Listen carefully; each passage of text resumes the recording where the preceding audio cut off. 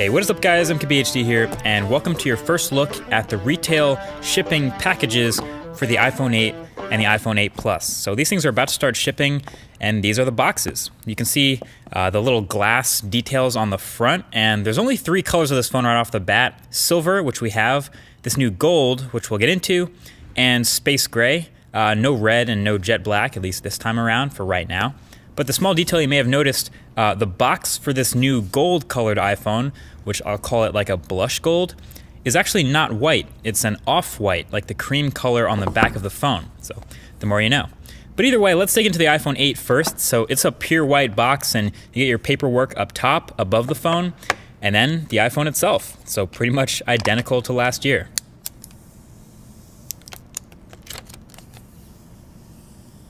So here's the glass-backed wireless charging iPhone in all its moderately new glory. But we'll put that to the side for a second to look at the accessories it comes with, which, surprise, are exactly the same as last year. I swear this is an iPhone 7S. Wall adapter, ear pods, the Lightning audio dongle, and your Lightning charging cable. Okay, great. So let's look at this new colored phone. This new gold for the iPhone 8 Plus in its cream-colored box and copper-colored accents and all that, again, has the paperwork on the top, which is actually still white, so not cream. Hopefully you can see that. It's kind of hard to show on camera.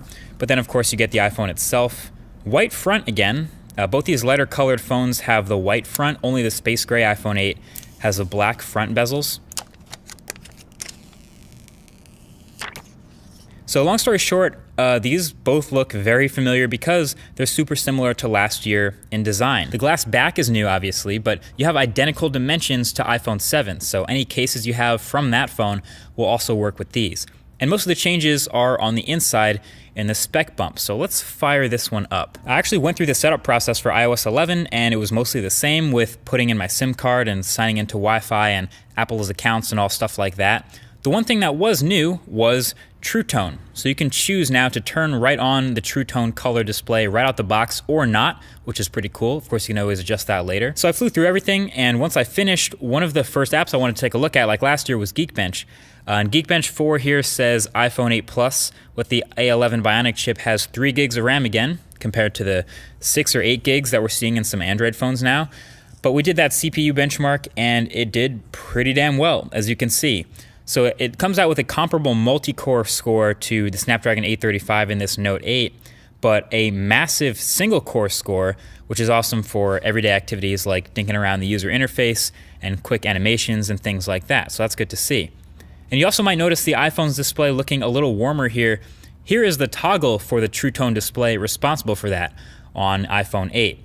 Me flipping the switch here doesn't make a huge difference on the camera since my video lighting is pretty much on point. But the True Tone will make a bigger difference in places like outdoors or with more harsh lighting, so that's something we'll explore more in the full review. But that's pretty much what's new with the iPhone 8 first experience. I think the best way to appreciate the slightly new design is to have it next to the same color iPhone 7, which you can see had, since it's metal, like a bit more texture to the aluminum back. And you can actually feel the cutout for the Apple logo, where on the iPhone 8, this new one, it's more under the glass, so you can't feel it by running your finger over it.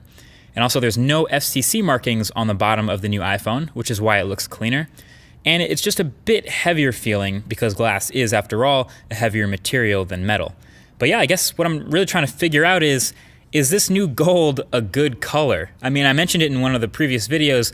The gold kind of looks, I think pale in the middle is the word. The glass, to me, it kind of looks a little bit light, like the rails on the side where it's still metal. I definitely kind of like that. It's a gold metal. The ring around the home button and the ring around the camera cutout, it's a new look. But then the middle of the back just looks so sandy. I don't know. I think I would stick with the silver or space gray on this one. But that's up to you. Let me know what you think. Full review is coming soon, and also iPhone 10 coverage when that's available. But until then, hit that subscribe button. Thank you for watching, and I'll talk to you guys in the next one. Peace.